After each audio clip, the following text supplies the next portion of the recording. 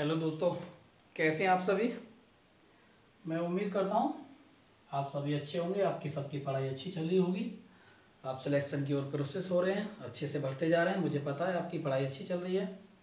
तो कल हमने अपनी स्टैटिक जीके ख़त्म कर दी थी। आज हम पढ़ने वाले हैं पॉलिटी स्टार्ट करेंगे और जीरो से स्टार्ट करेंगे, यानी बेसिक से पढ़ते जाएंगे जो कि आपकी समझ में आ जाए। ठीक है, उतना ही पढ़ेंगे जितना कि हमको याद हो जाए। ज़्यादा मटेरियल इकट्ठा नहीं करेंगे। ज़्यादा इकट्ठा होता है तो समझ में कम आता है, याद नहीं कर पाते हैं, रिवाइज आप कर नहीं पाते हो। क्यों कि देखिए आपके पास प्रेशर बहुत है, मैं अच्छे से समझ रहा हूँ। आपके पास विषय बहुत है, फिजिक्स केमिस्ट्री मैथ, बहुत सारी चीज़ें हैं, है ना। मोटा मोटा समझोगे तो math reasoning GS Hindi English 4-5 subject तो आपके यही हो गए, है ना। तो मैं समझ रहा हूँ तो उतना ही पढ़ेंगे हम जितना कि हम याद कर सकें और आपको याद हम करा सकें।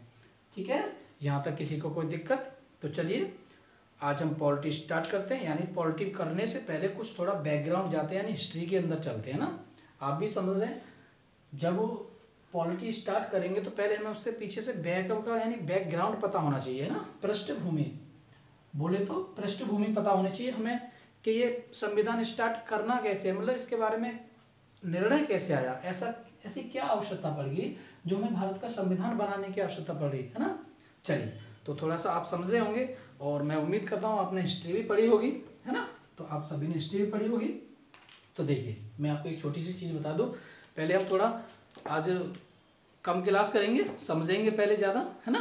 क्योंकि समझेंगे तभी हम आगे बढ़ पाएंगे, है ना। आपको अच्छे से पता है, अब ये थोड़ी नहीं है माउंट एवरेस्ट पर एक साथ ही चढ़ जाएं। पहले हमको पता होना चाहिए ना उसकी लंबाई कितनी है ना, ऊंचाई कितनी है, कहाँ होके चढ़ना चाहिए। चलिए, तो देखिए दोस्तों, हम पढ़ने वाले हैं भारत का संवैधानिक विकास। क्या पढ़ने वाले हैं? भारत का संवैधानिक विकास, है ना। देखिए आपने पीछे देखा होगा, मैं थोड़ा थोड़ा हिंट दे देता हूँ आपने कुछ युद्ध देखे होंगे हिस्ट्री में, कुछ युद्ध यानी आपने देखे होंगे। तो कौन से, जैसे मान के चलिएगा, एक तो 1757, है ना। बताइए कौन सा था ये?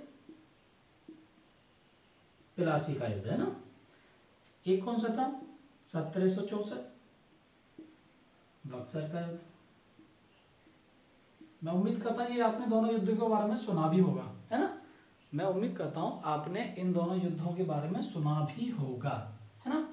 अब यहाँ से बढ़ते हैं, है ना। अब यहाँ से स्टार्ट करेंगे, थोड़ा सा ज़्यादा नहीं जाएंगे हिस्ट्री में, अंदर हल्के से जाएंगे, उसके बाद तुरंत बैक होंगे। हमें पढ़ना ही उतना ही है जितना कि हमें संविधान के बारे में पता लग जाए, है ना, उतना ही करना है। चलिए, तो देखिए आपको सबको पता है भारत में बहुत पहले से ही अंग्रेजी शासन चला आ रहा था, है ना। कब से?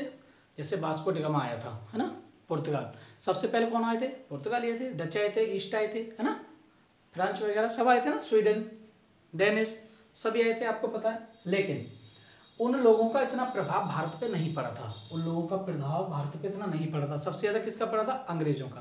किसका पड़ा दोस्तों? अंग्रेजों का पड़ा था, है ना। अंग्रेज आपको पता है वो जैसे गोरे थे, उनके अंदर बहुत कालापन भरा था, यानी मन बहुत गंदा था उनका, है ना। चलिए, तो वो भारत में कब आए थे, जरा मुझे बता सकता है कोई? भारत में अंग्रेज कब आए थे, बता दो जरा भाई। आना तो स्टार्ट बहुत पहले, अकबर के समय, जहांगीर के समय आने लगे, है ना। हाँ, ये मत बोलना। चलिए देखिए, जरा मैं आपको एक छोटी सी चीज बता दूं। आपने एक चीज का नाम सुना होगा, एक कंपनी थी, कौन सी थी? East India company. सुना था ना आपने? ईस्ट इंडिया कंपनी कौन सी थी दोस्तों? ईस्ट इंडिया कंपनी कब आई थी भारत में? आप कहोगे सर 1600 में आई थी, 1600 AD में, है ना। एंडो डोमिन, है ना, 1600 ईस्वी में। कब आई दोस्तों? 1600 ईस्वी में आई थी सर। कब आई थी? 1600 ईस्वी में, है ना। कोई बात नहीं, आई थी, अच्छी बात है। जब वो आएगी तो कुछ ना कुछ करके जाएगी, ये भी आपको पता है कि नहीं। चलिए आगे बढ़ते हैं। 1600 ईस्वी में ईस्ट इंडिया कंपनी भारत आती है। कब आती है? 1600 ईस्वी में ईस्ट इंडिया कंपनी भारत आती है। इसका केवल एक ही उद्देश्य था। अंग्रेजों का कहना ये नहीं था, या उनकी मानसिक जो क्षमता थी, बुद्धिमती थी, उनका ये कहना नहीं था, उनकी ये सोच नहीं थी कि हमको भारत पे जाके कब्जा करना है। उनकी ये कोई भी रणनीति नहीं थी। उनका एक ही लक्ष्य था, एक ही उद्देश्य था, भारत में जाके व्यापार करना। और ये सब हम जब हिस्ट्री को पढ़ते आएंगे तब आपको बताएंगे। अभी तो हम केवल संविधान की ओर चलने की कोशिश कर रहे हैं ना, तो ज़्यादा अंदर डीप जाना नहीं है हमको हिस्ट्री में, यहीं से ढूंढ लेते थोड़ा थोड़ा सा। और आपको पता है संविधान जब ही बना था जब अंग्रेजों ने हंगामा कर दिया था, है ना। अंग्रेज ना आते ना हमारा संविधान बनता, है ना। मुझे ऐसा अनुमान है लगभग, क्योंकि अंग्रेजों ने सबसे ज़्यादा उपद्रव मचाए थे भारत में। आगे चलिए, तो इसका उद्देश्य क्या था दोस्तों, ईस्ट इंडिया कंपनी का उद्देश्य क्या था? उद्देश्य बताएंगे मुझे जरा, कोई बताइए। उद्देश्य था केवल इसका व्यापार करना। क्या था? केवल व्यापार करना, है ना दोस्तों। मैं उम्मीद करता हूँ यहाँ तक मेरी बात समझ रहे होंगे। मैं फिर से एक बार रिवाइज करता हूँ, आराम से पढ़ना है, जल्दबाजी में नहीं पढ़ना है बिल्कुल भी, ठीक है, शांति से पढ़ना है। देखिए, ईस्ट इंडिया कंपनी कब आई भारत? 1600 में आई थी। इसका एकमात्र उद्देश्य था व्यापार करना, ना कि भारत पर शासन करना, ना कि भारत पर शासन करना। तो मैं उम्मीद करता हूँ यहाँ तक ये दोनों चीजें आपकी समझ में आ रही होंगी। उतना ही पढ़ना है जितना हम याद कर लें, ठीक है। तो ये दोनों आपको टॉपिक समझ में आ रहे हैं ना? बोलिए, यहाँ तक है ये दोनों चीज समझ में आ गई। चलिए आगे बढ़ते हैं। देखिए, यहाँ तक तो मैं उम्मीद करता हूँ आपकी बात समझ में आ रही होगी, है ना। चलिए आगे बढ़ते हैं। तो आगे हम क्या करते हैं, 1600 में ईस्ट इंडिया कंपनी भारत आती है ना। 1600 में ईस्ट इंडिया कंपनी भारत आती है, अपना व्यापार करती है, कोई दिक्कत नहीं, शांतिपूर्वक व्यापार करने लगी है, कोई परेशानी नहीं। लेकिन एक थोड़ा सा एक मझला होने के कारण, क्या थोड़ा सा एक हंगामा होने के कारण, आपने एक अभी मैंने थोड़ा सा बताया था, एक यानी युद्ध हुआ था। कौन सा? 1757। मैं पूरा लिखता हूं इसको, 23 जून 1757 में कौन सा हुआ था दोस्तों? बक्सर का, सॉरी प्लासी का, सॉरी प्लासी का। कौन सा? प्लासी का युद्ध। प्लासी का युद्ध हुआ था, आप समझ रहे ना, प्लासी का युद्ध हुआ था, है ना। इस समय प्लासी के युद्ध के समय जरा मुझे बताएंगे ये कहां पे हुआ था? प्लासी का युद्ध 23 जून 1757 को प्लासी का युद्ध हो गया, है ना। इस समय अंग्रेजों की ओर से बताएंगे जरा मुझे, सेनापति कौन था इस युद्ध में? अंग्रेजों की तरफ से सेनापति कौन था? ये युद्ध कहाँ हुआ था? क्या हुआ था भैया? बंगाल में हुआ था। कहाँ हुआ था? आप बोलोगे सर बंगाल में हुआ था। जी सर, है ना, बंगाल में हुआ था। कौन था सेनापति? आप बोलोगे सर मुझे अच्छे से पता है सेनापति का क्या नाम था। क्या था आप बता दो जरा, सेनापति का नाम क्या था? Robert Clyde. क्या था दोस्तों? रॉबर्ट क्लाइड, ये सेनापति था। कहां से? अंग्रेजों की तरफ से। कहां से दोस्तों? अंग्रेजों की तरफ से। कौन था? सेनापति। यहां तक बात समझ में होंगे मैं उम्मीद करता हूं आपसे, है ना। अंग्रेजों की तरफ से कौन था? सेनापति ये था। यहां तक किसी को कोई दिक्कत बता दो। मैं उम्मीद करता हूं मेरे साथ प्यारे साथियों यहां तक मेरी बात आपकी समझ में आ गई होगी। बताइए यहां तक कोई दिक्कत? देखिए, जब 23 जून 1757 को प्लासी का युद्ध बंगाल में रॉबर्ट क्लाइव ने इसकी सेना अध्यक्ष था। ये युद्ध बंगाल में हार मतलब जीत जाते हैं, यानी बंगाल में ये लोग जीत जाते हैं, है ना। बंगाल में ये लोग क्या करते हैं? जीत जाते हैं, है ना। यहाँ तक किसी को कोई दिक्कत तो नहीं है? बताइए। इस समय बंगाल का नवाब कौन था? इस समय बंगाल का नवाब बताइए कौन था? इस समय बंगाल का नवाब कौन था दोस्तों? बंगाल का नवाब था आपका सिराजुद्दौला। आपने नाम सुना होगा सिराजुद्दौला। देखिए कंफ्यूजन मत होना, ठीक है। सिराजुद्दौला एक सुजाउद्दौला है वो, ठीक है, वो आएगा स्ट्रीम पीछे है, लेकिन हम वहां नहीं जाना हमको, है ना, हमें यही रहना है। कौन था सेनापति इस समय बंगाल का? सॉरी नवाब कौन था? कौन था दोस्तों? सिराजुद्दौला। इसके अंदर बहुत सारा भरा हुआ पीछे है ना, तो वहां नहीं जाना हमको। कौन था दोस्तों? सिराजुद्दौला नवाब था बंगाल का। कहाँ का था? बंगाल का नवाब था, है ना। बंगाल का नवाब सिराजुद्दौला हार जाता है। बंगाल का सिराजुद्दौला नवाब यानी हार जाता है इस युद्ध को, और कौन जीता है? रॉबर्ट क्लाइव, है ना। रॉबर्ट क्लाइव इसको जीत जाता है ना। रॉबर्ट क्लाइव इसको क्या करता है? जीत जाता है ना। कोई दिक्कत यहाँ तक बताइए?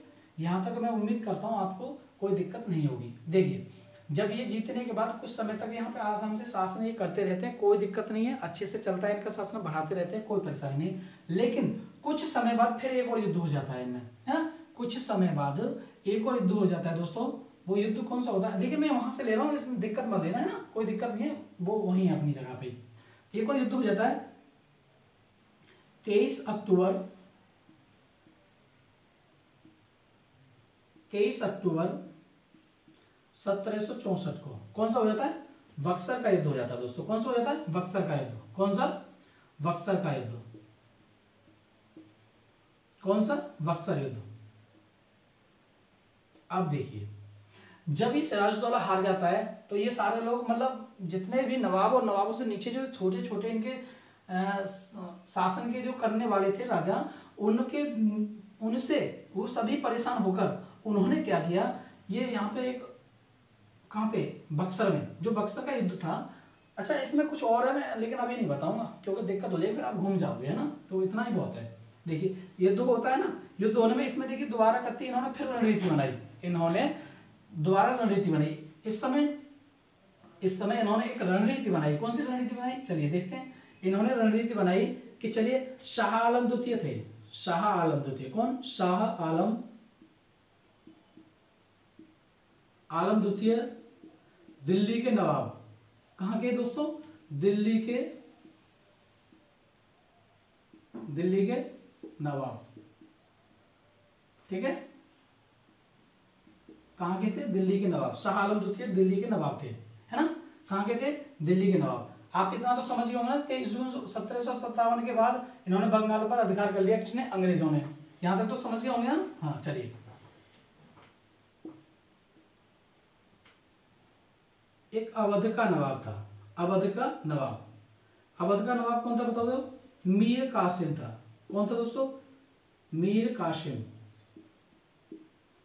कौन सा मेरे प्यारे साथियों? मीर कासिम था, है ना। और बंगाल का नवाब बताओ? एक मीर कासिम था, है ना। और बताइए, यहां तक किसी को दिक्कत?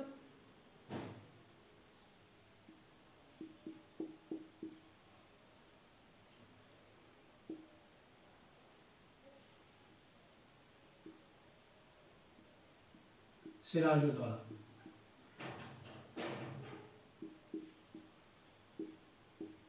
देखिए, अब आप सोचेंगे सर अभी तो ये हार गए थे, भैया अवध का नवाब कहां से बन गया?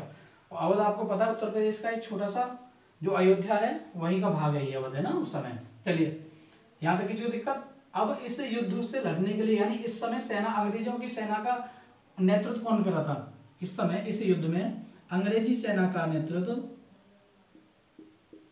अंग्रेजी सेना का नेतृत्व कौन कर रहा था दोस्तों? नेतृत्व कर रहा था हेक्टर मुनरो। क्या नाम था उसका? Hector Munro. इस समय सेना का, अंग्रेजी सेना का नेतृत्व कौन कर रहा था? Hector Munro. कौन था दोस्तों? Hector Munro. मैं उम्मीद करता हूं आप मेरी बात को समझ रहे होंगे, है ना। Hector Munro. लेकिन आप कहोगे सर ये बताइए, फिर ये तीनों त्रिगुट यानी थे, ये तीनों की ओर से कौन करा? तो देखो दोस्तों, ये इसको जब ये तीनों मिलकर इस युद्ध की रणनीति बनाते तो इसको बोला गया था त्रिगुट समूह। क्या बोला गया दोस्तों? जब तीन है तो त्रिगुट समूह बोला गया। इसको क्या बोला गया था? त्रिगुट समूह। क्या बोला गया? त्रिगुट समूह, है ना। लेकिन इसका नेतृत्व कौन करता? इसका नेतृत्व कर रहा था दोस्तों, त्रिगुट की सेना का नेतृत्व कौन कर रहा था? शाह आलम द्वितीय कर रहे थे। कौन कर रहे थे? दिल्ली के नवाब थे, है ना। कहां के नवाब थे? दिल्ली के नवाब। कौन कर रहे थे? सेना का नेतृत्व, सेना का नेतृत्व कौन कर रहे थे दोस्तों? दिल्ली के नवाब। कौन कर रहे थे? दिल्ली के नवाब कर रहे थे। यहां तक किसी को कोई दिक्कत? मैं उम्मीद करता हूं मेरे प्यारे साथियों यहां तक आपकी बात समझ में आ रही होगी। अब आप समझ के चलिएगा, है ना। देखिए, समझते चलिएगा, मैं आराम से बताता चल रहा हूं। 23 अक्टूबर 1764 को बक्सर के युद्ध में, है ना, त्रिगुट सेना हार जाती है। अब देख लो कितनी बड़ी बात है। अंग्रेजों की रणनीति इतनी फास्ट थी, इतना माइंड चला रहे थे दोस्तों, कि वो हर युद्ध को इतना आसानी से विफल कर रहे थे कि बस सोचने की बात ही अलग है। ये देखिए कैसे विफल किया था। अभी इसमें अंदर नहीं जाने, हम हिस्ट्री पढ़ेंगे, ठीक है। ये आप यहीं रहने दो, ज्यादा नॉलेज नहीं चाहिए इसके बारे में। इसे तो हम जब देंगे जब हिस्ट्री पढ़ाएंगे, है ना। चलिए, अभी आप इतना ही ले लो जितना है कि हमें संविधान की बस और ढलते जाना है ना। चलिए, तो क्या हुआ? अंग्रेजी सेना का नेतृत्व किसने किया था? हेक्टर मुनरो ने। त्रिगुट की सेना हार जाती है और अंग्रेजों का तीनों जगहों पर क्या हो जाता है? राज्य हो जाता है, शासन स्थापित कर देते हैं अपना। कौन सा? दिल्ली, बंगाल, अवध। जब तीनों जगह के राजा हार जाएंगे तो उस पर कोई किसका अधिकार रहेगा? भाई जो जीतेगा उसी का रहेगा, ये तो आप अच्छे से जानते हैं, तो नॉर्मल सी बात है, आपकी कॉमन सी बात है, समझ जाएंगे, है ना। चलिए, जब ये अंग्रेज इसको जीत लेते हैं तीनों क्षेत्रों को, तो अंग्रेजों का इस पर अधिकार हो जाता है। तीनों पे क्या हो जाता है दोस्तों, अधिकार। आप समझ गए ना, अधिकार हो जाता, क्या हो जाता है, अधिकार हो जाता है ना।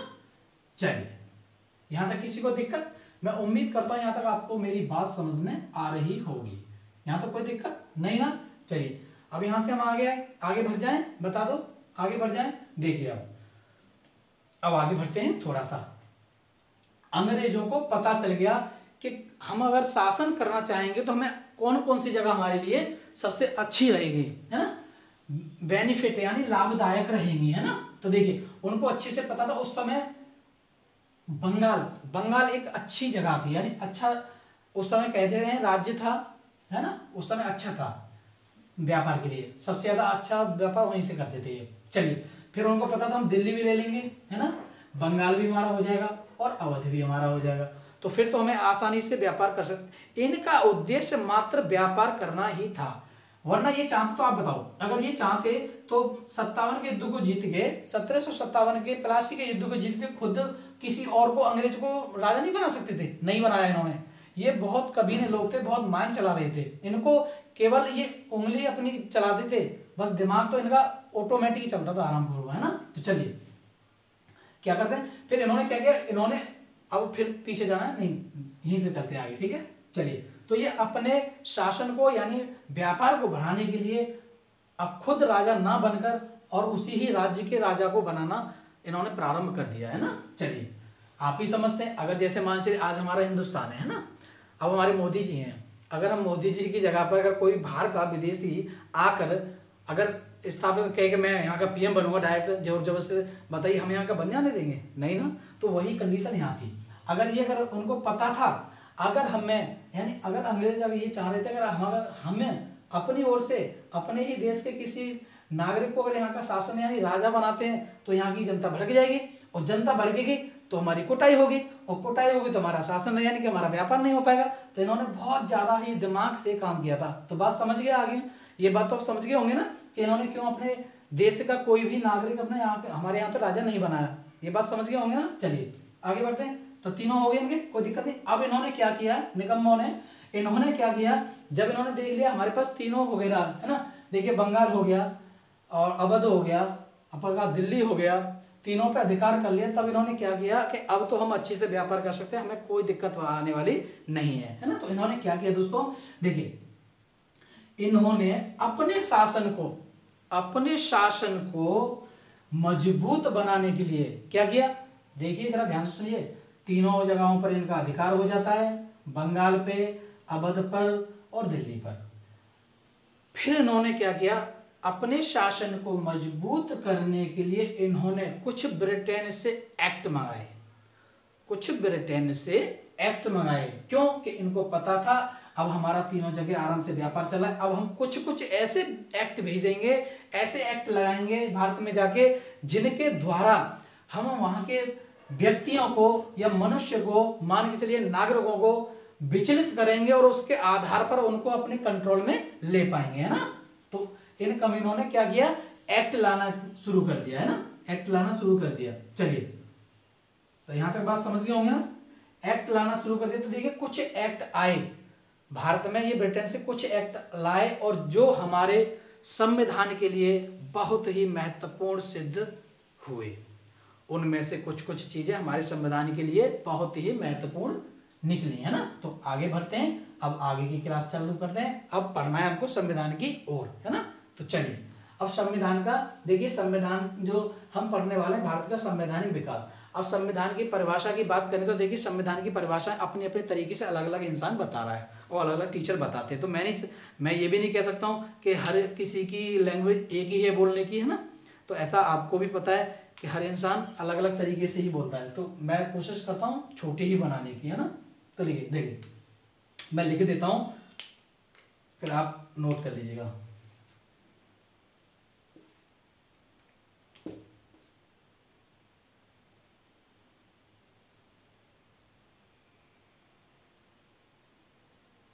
परिभाषा, मैं किसकी परिभाषा बता रहा हूँ, ये संविधान की। चलिए, किसी भी देश, लिखो, मैं बोल दूं या लिख दूं? चलो, किसी भी देश, किसी भी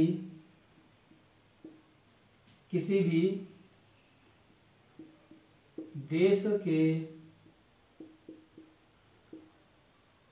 शासन को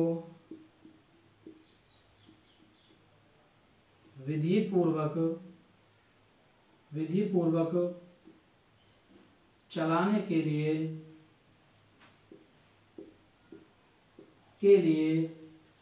जिस ग्रंथ की रचना की गई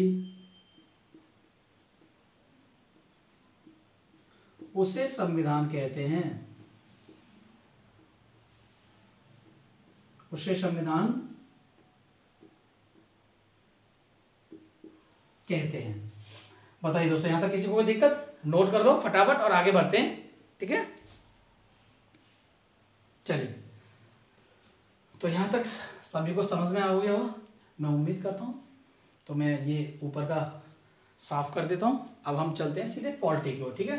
अब आप समझ रहे ना, मैंने आपसे अभी क्या कहा था, ध्यान रखना। पॉलिटी और हम कहां से बढ़े हैं कि इन्होंने अपने शासन को मजबूत करने के लिए भारत में कुछ एक्ट लेके आए। कहां से? ब्रिटेन से। तो अभी ब्रिटेन से एक्ट ला रहे, तो हमें अंदर चलना है पॉलिटी के अंदर, ध्यान रखना, ठीक है। चलिए, आराम से लिखते चलो, कोई दिक्कत नहीं है, ठीक है। और जो भी समझ में ना आए मुझे कमेंट सेक्शन में बता दीजिएगा। और भाई कुछ गलत निकल जाए मुझसे, या पढ़ाने में कुछ गलत लिख जाए, या कोई क्वेश्चन गलत हो सकता है, ठीक है ना। देखिए, मैं भी इंसान ही हूँ, तो मैं क्षमा चाहता हूँ, मुझे बता दीजिएगा अपना डाटा देख के कि हाँ सर ये गलत है, तो मैं उसे अपनी ओर से फिर चेक करके तब आपको दोबारा अच्छे से कराता हूँ, ठीक है। ऐसी बात नहीं है, गलतियाँ तो देखो सबसे होती हैं। अगर गलतियाँ ही ना हो तो फिर हम अपना एग्जाम क्रैक ना कर दें। बताओ, हमसे गलतियाँ किस किस चीज़ की होती हैं? हम पढ़ के जाते हैं फिर भी एग्जाम नहीं निकल पाता हमसे, है ना। क्यों? हमसे गलती तो होती है वो, बताइए भाई। तो ऐसे होता है ना। चलिए, लेकिन मैं उम्मीद करूंगा ऐसी कोई त्रुटि मुझसे ना हो पाए, है ना, और मैं आपको सही ढंग में यानी सही दिशा में ले जाऊं। चलिए, ये हो गया। चलिए, तो चलिए दोस्तों, आप चलते हैं। देखिए, विश्व में यानी हमारे विश्व में संविधान के बिना आपको पता है किसी भी देश का शासन व्यवस्था चलना असंभव है। ये बात आपको भी पता है ना। अब वो संविधान होना ही अनिवार्य है, या तो लिखित हो या अलिखित हो। ये डिपेंड करता है देश के ऊपर कि कौन सा देश किस तरीका के संविधान को अंगीकृत करता है ना, स्वीकृत करता है। तो देखिए, संविधान दो प्रकार के होते हैं। संविधान कितने प्रकार के होते हैं दोस्तों?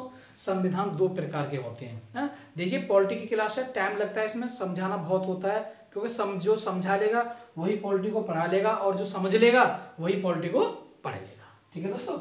यहाँ तक किसी को दिक्कत? इसलिए मैं आराम से समझाना चाह रहा हूँ।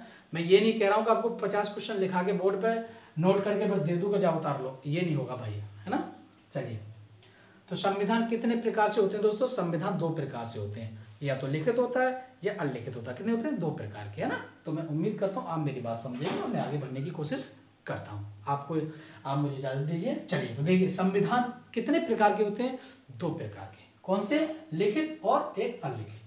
तो हम लिखते हैं, संविधान कितने प्रकार के होते हैं दोस्तों? दो प्रकार के। कितने प्रकार के? दो प्रकार के।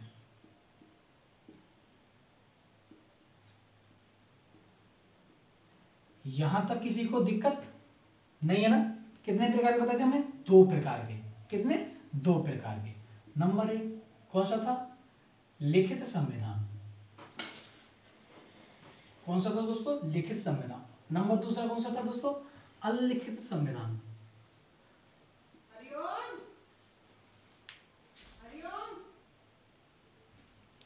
सॉरी दोस्तों, थोड़ी हमारी मकान मालिक ने उन्होंने बुला लिया था, क्षमा चाहता हूँ। चलिए, तो हम कौन सा चल रहे थे? संविधान कितने? दो होते हैं। कौन कौन से? लिखित और अलिखित, है ना।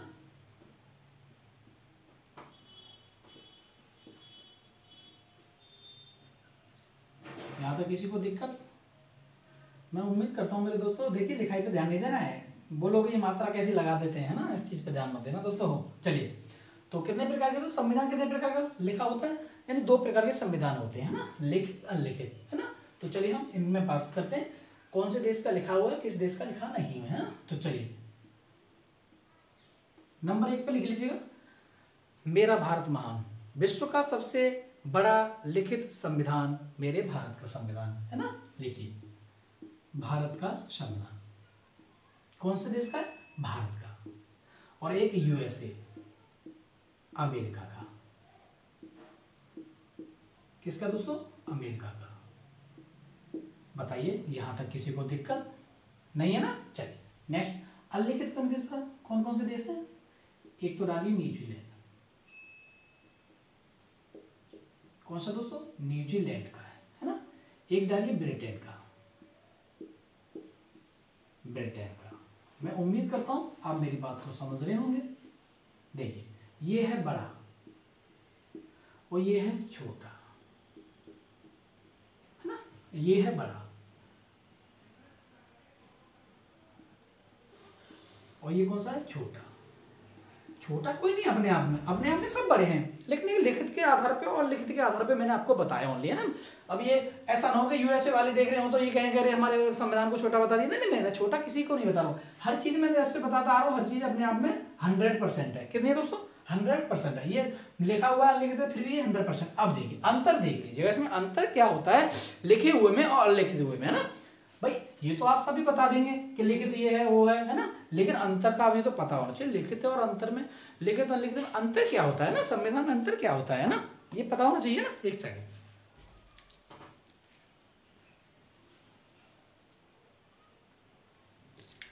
हमको ये पता होना चाहिए कि लिखित और अलिखित में अंतर क्या होता है ना। तो देखिए, लिखित संविधान उसे कहते हैं जो देश के नागरिकों द्वारा, लिखित संविधान उसे कहते हैं जो देश के नागरिकों द्वारा बनाया जाता है ना, है ना। बात समझ रहे ना, देश के नागरिकों द्वारा, वोट द्वारा, यानी मान के चलिए उनकी इच्छा के अनुसार। कि आप बताइए, जैसे आपने अभी हम संविधान पढ़ेंगे तो पता करेंगे हमारा संविधान कैसे बना था ना। अभी तो थोड़ा सा हिंट ले लीजिएगा, है ना। तो मैं बता देता हूँ, देश के द्वारा, नागरिकों द्वारा जो सलाह देके, सलाह के अनुसार ही बनाया जाता है ना, कि हमारे देश के नागरिक हैं, हम भी हैं, तो हम इस तरह से संविधान बनाना चाहते हैं, है ना। तो ये होता है हमारे लिखित संविधान, है ना, कोई दिक्कत नहीं। चलिए, और अलिखित का मतलब होता है वो वंशानुगत, ना कि देश के नागरिकों के अनुसार संविधान का विस्तारण यानी लिखित ना करना, है ना। वो होता है केवल कैसा, वो एक वंशानुगत बोलते हैं ना, कि दादा का बेटा वो बनेगा,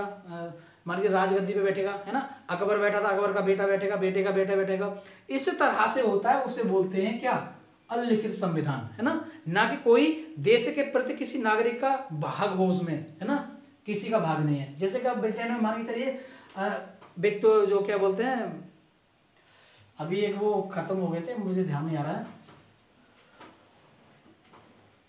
थोड़ा याद नहीं, बता दूंगा, है ना, याद आएगा जैसे बता दूंगा। तो बस इतना ध्यान रखिए आप कि इनके जो संविधान है वो वंशानुगत संविधान है ना। अगर मान के चलिए, ये मान के चलिएगा, ये विक्टोरिया है ना, विक्टोरिया है। अगर विक्टोरिया यहाँ की पीएम है ना, राष्ट्रपति जो भी है ना, अगर ये खत्म हो जाती हैं, ये अगर इनकी मृत्यु हो जाती है तो इनका बेटा ही बनेगा। कौन बनेगा, बेटा ही बनेगा। अगर बेटा भी नहीं है तो इनके परिवार में से ही, है ना, वो ही बनेगा।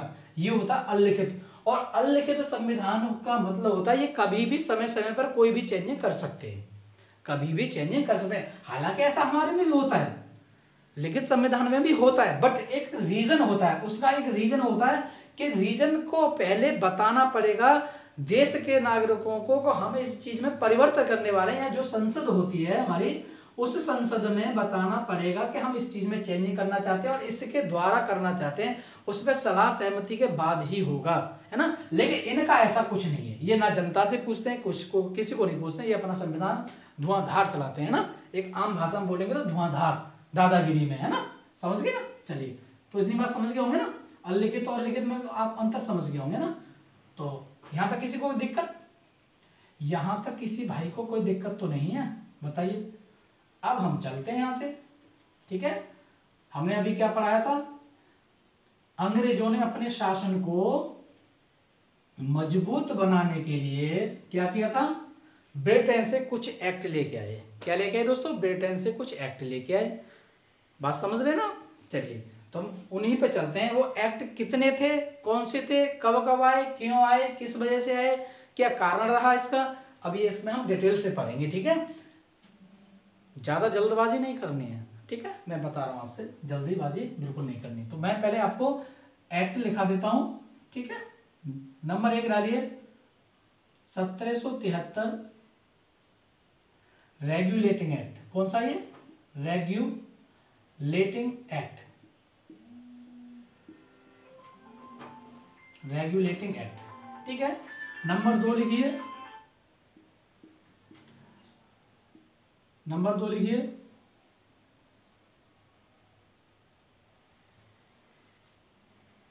1781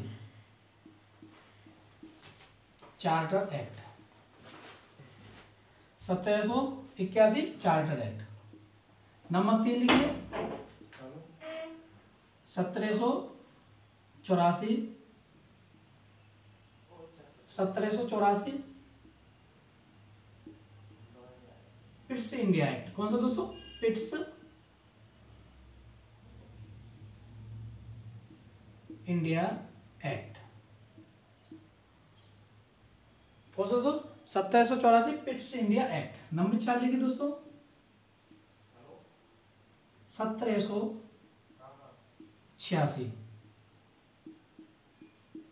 चार्टर एक्ट। ठीक है, यहां तक किसी को दिक्कत। नंबर 5 लिखिए दोस्तों, 1793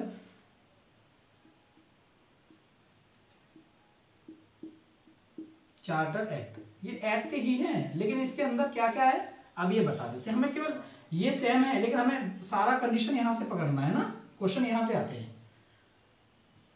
आप कहोगे सर ये एक्ट लिख रहे हैं आप, तो चार्ट ही चार्टर लिख रहे हैं। मैं समझ रहा हूं आपकी बात हो। चलिए number 6, 1813 charter act, 1813 charter act. Number 7 लिखिए दोस्तों, 1833 चार्टर एक्ट। 1853 लिखिए, चार्टर एक्ट। देखिए अब ध्यान से नोट कर लीजिएगा, हम इन एक्टों को पढ़ेंगे दोस्तों, उसके बाद चलेंगे हमारे अधिनियम। अब हम घुसना चल रहे हैं किसमें, अब स्टार्ट कर रहे हैं हम संविधान की ओर, संवैधानिक विकास की ओर, है ना। तो 1773 रेगुलेटिंग एक्ट है, 1881 चार्टर एक्ट है, 1783 पिट्स इंडिया एक्ट है, 1786 चार्टर एक्ट है, 1793 चार्टर एक्ट है, 1813 चार्टर एक्ट है, 1833 चार्टर एक्ट है, 1853 चार्टर एक्ट है। कितने हो गए, 8 हो गए दोस्तों मेरे, है ना, 8 हो गए ना। 1793, 1781, 1784, 1786, 1793, 1813, 1833, 1853। आप एक चीज थोड़ी देखना जरा, क्या यहाँ के बाद इन्होंने 20-20 साल का, शायद लगभग 20-20 साल का गैप लिया है ना। अब ये क्यों लिया है ये भी बता देंगे, आप बस आराम से देखते रहिए। इसे नोट कर लो, इसे नोट कर लो, फिर आगे हम बढ़ते हैं। इसे आप नोट कर लो, आगे हम बढ़ते हैं। ठीक है, इसे नोट कर लो, फिर नंबर 1 पे चालू करते हैं। नंबर 1 चालू करते हैं। चलिए हो गया, चलिए अब नंबर 1 डाल लो, चार्टर एक्ट। कौन से, रेगुलेटिंग एक्ट। नंबर 1 कौन सा डालेंगे हम, रेगुलेटिंग एक्ट पढ़ने वाले हैं हम। क्या पढ़ने वाले हैं दोस्तों, रेगुलेटिंग एक्ट। अब आप एक चीज बता दो मुझे, अगर आपको इसमें कुछ दिखाई दे रहा हो तो, मुझे कुछ दिखाई दे रहा है इसमें। ये बताइए 1773 का रेगुलेटिंग एक्ट नाम ही क्यों रखा है इन्होंने, रेगुलेटिंग एक्ट ही क्यों रखा। रेगुपेट्स कर देते, रेगुबेटिस कर देते, रेगु इंग्लैंड कर देते, रेगुबेट ईस्ट इंडिया कंपनी कर देते, कुछ तो कर देते। क्या इनको हरामखोरों को यही मिला था एक्ट। अब इस एक्ट का मतलब क्या है दोस्तों, आप मुझे बताओ जरा कमेंट सेक्शन में, क्या बताना चाहते हैं इसको। ये देखिए एक चीज और होती है, आपने देखा होगा,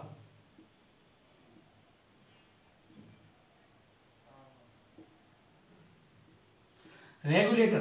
रेगुलेटर का मतलब क्या होता है, जो गैस में लगा ही तो होता है वो, है ना। मैं थोड़ा समझा रहा हूँ, इससे रिलेटेड नहीं है, मतलब थोड़ा एक चीज समझाना चाहता हूँ आपको। देखिए, रेगुलेटिंग एक्ट का मतलब होता है किसी चीज को रेगुलेट करना, यानी उसका दिशा को हमेशा परिवर्तन, यानी एक नई चीज उसको देना, है ना। रेगुलेट यानी समय के अनुसार उसमें नई नई परिवर्तन को लाना, है ना। रेगुलेटर यानी रेगुलर रहना चाहिए कोई चीज, तो इन्होंने इसीलिए इसका नाम रखा कि ये रेगुलेटिंग एक्ट। इसके बाद ये नए नए एक्ट लाना स्टार्ट कर देंगे ना। चार्टर एक्ट से तो आपको पता ही नहीं चल रहा है, चार्टर एक्ट तो चार्टर एक्ट ही है। पिट्स इंडिया एक्ट से पिट्स इंडिया, तो पिट्स इंडिया, उससे ऐसा कोई आगे की संभावना नहीं दिखाई दे रही हमको, जिससे हमें पता चलेगा आगे क्या होने वाला है। लेकिन इनको ये पता था, अगर रेगुलेटिंग एक्ट रखेंगे तो रेगू माने रेगुलर, किसी चीज को रेगुलर ले जाना, है ना। ये इनको पहले ही पता था कि हम शासन भारत में, यानी सॉरी शासन नहीं, व्यापार, यानी व्यापार हम भारत में काफी लंबे समय तक करने वाले हैं। इन्होंने पहले ही माइंड में सेट रख किया था कि हम ऐसा एक्ट लेके आएंगे जो रेगुलर चले हमारा, यानी रेगुलर चले उस अपने व्यापार के लिए ना। तो यहां तक समझ में आ रहा है, कोई दिक्कत नहीं, यहां तक बताइए। तो आगे बढ़े, बताइए, आगे हम बढ़ते हैं यहां से, चलिए। तो समझ में आ गया ना यहां तक, चलिए। रेगुलेटिंग एक्ट है ना, नंबर 1 डाल लीजिएगा ध्यान से। हम क्या पढ़ने वाले हैं, नंबर 1 रेगुलेटिंग एक्ट। उसके बाद पढ़ेंगे हम 1781 का रेगुलेटिंग एक्ट है ना, चार्टर एक्ट। चलिए अब पढ़ते हैं यहां से। देखिए, इस एक्ट के द्वारा, यानी इस एक्ट के तहत जब ये भारत में एक्ट आया, इस एक्ट के तहत जो गवर्नर थे भारत में, है ना, गवर्नर बहुत पहले भारत में चलते आ रहे हैं ना, ध्यान रखिए, पीछे हैं वो, लेकिन हमें उसकी जिक्र नहीं करनी, बस इतना समझ लो कि गवर्नर है ना। इस समय भारत में जो कंपनी थी ईस्ट इंडिया कंपनी व्यापार वाली, उसने गवर्नर लाना स्टार्ट कर दिया था, भारत में गवर्नर बनाना भेज दिया था ना। तो वो गवर्नर के रूप में अपना कार्य कर रहे थे भारत में आके, है ना, यानी व्यापार कर रहे थे। इस एक्ट के तहत जो गवर्नर का, जो बंगाल का गवर्नर था, क्योंकि व्यापार पहले कहां से हुआ था, गवर्नर से, और लड़ाई छिड़ी थी 1757 में, है ना, वहीं से। तो जो गवर्नर था ना बंगाल का, जो बंगाल का गवर्नर था, उससे बंगाल का गवर्नर जनरल कहा जाने लगा। एक छोटी सी बात, जैसे मान के चलिए ये हमारी क्या है, सांसद है, चलो मैं घर ही ले लेता हूं, ये घर है, घर के मालिक कौन होते हैं, हमारे पापा जी, यानी माता पिता होते हैं हमारे, कौन होते हैं, माता पिता, है ना, माता पिता ही तो होते हैं, है ना, बात समझना। सॉरी, पूरे घर का शासन कौन चलाएगा, माता पिता चलाएंगे हमारे, कौन चलाएंगे, माता पिता चलाएंगे हमारे, नहीं चलाएंगे ना, चलाएंगे, बिल्कुल चलाएंगे। अब एक बात सोचिए, अब घर में माता पिता दो हैं, दो व्यक्ति हैं, दोनों की संतान हुई, दोनों की संतान हुई, और पिताजी हो गए बुजुर्ग। एक भाषा देखो गांव के आधार से मैं आपको मतलब नॉर्मल भाषा में समझाना चाहता हूं, है ना। पिताजी कौन हो गए, बुजुर्ग, कौन हो गए बेटा, बुजुर्ग है दोस्तों, है ना। बुजुर्ग होने वाला बेटा हो गया, मान के चलिए 30 साल का, 30 का 18 20 साल, मान लो 20 साल का। जब पिताजी बुजुर्ग हो गए तो शासन मतलब घर का आधा ही चला पाएगा ना भाई, पूरा तो नहीं चला पाएगा। क्यों कि भाई घर में अभी तो बुजुर्ग यानी हमारे मुखिया बैठे हैं, कौन बैठे हैं, मुखिया। तो ये शासन चलेगा तो घर से ही, है ना, चलेगा तो घर से ही, लेकिन हुक्म किसका चलेगा, पिताजी का चलेगा ना, पिताजी का हुक्म चलेगा। और जो पिताजी का हुक्म के द्वारा जो कार्य होंगे उसे कौन करेगा, बेटा करेगा, बेटा करेगा ना, तो लेकिन पिताजी से तो छोटा ही है। कार्य कौन करेगा, हुक्म कौन देगा, पिताजी, कार्य कौन करेगा, बेटा। बात समझ में आ गई ना, यानी पद से अनुसार, पद के अनुसार। तो उसी हिसाब से जो गवर्नर था उस समय केवल अपने छोटे से क्षेत्र के व्यापार को ही देखता था, है ना।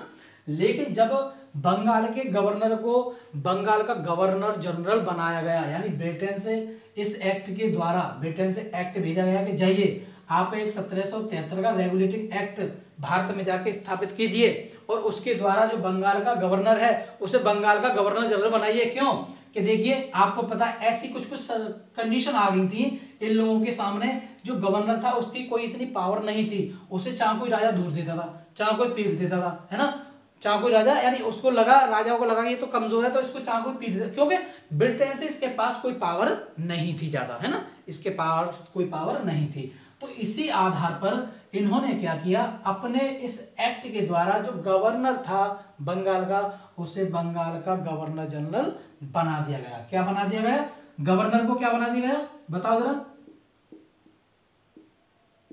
गवर्नर को क्या बना दिया गया दोस्तों, गवर्नर जनरल, गवर्नर जनरल।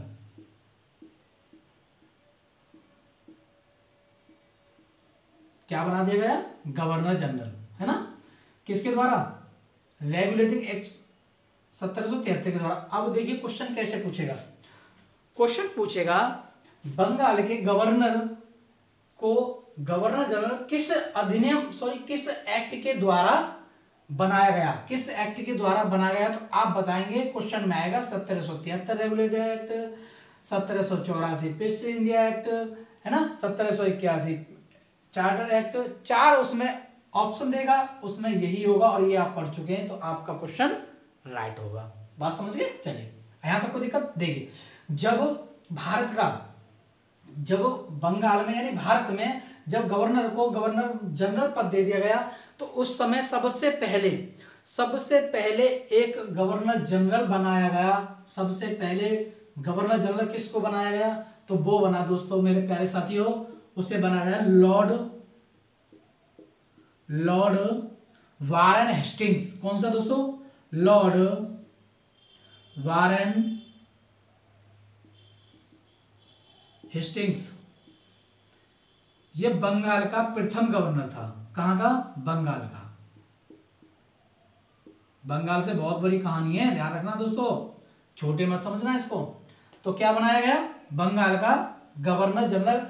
पहला क्वेश्चन पूछेगा भारत का प्रथम गवर्नर जनरल कौन था, प्रथम बंगाल का गवर्नर जनरल कौन था। ऑप्शन में 4 आएंगे, आप ये पढ़ चुके हैं, आपका क्वेश्चन राइट हो जाएगा। ठीक है, यहां तक किसी को कोई दिक्कत तो नहीं है। तो दोस्तों मुझे लगता है वीडियो आज बहुत लंबी हो जाएगी, तो आज के लिए इतना ही करते हैं, इसे हम कल करते हैं ना, क्योंकि आज बहुत लंबा हो जाएगा।